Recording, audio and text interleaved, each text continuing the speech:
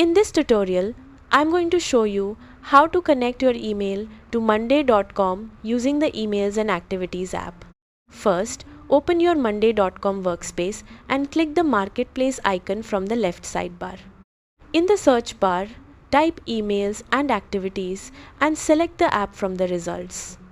Next, click Install and follow the prompts to add the app to your account.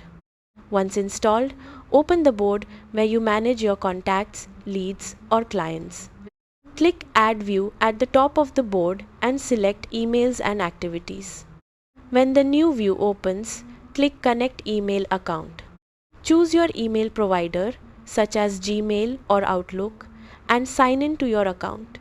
Grant the required permissions so monday.com can securely access and sync your email communications.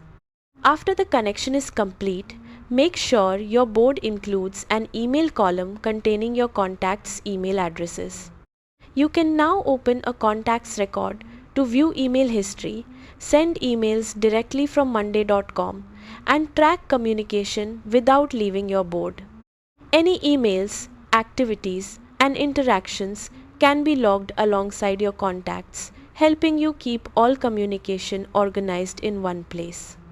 That's it. You've successfully connected your email to monday.com. Thanks for watching.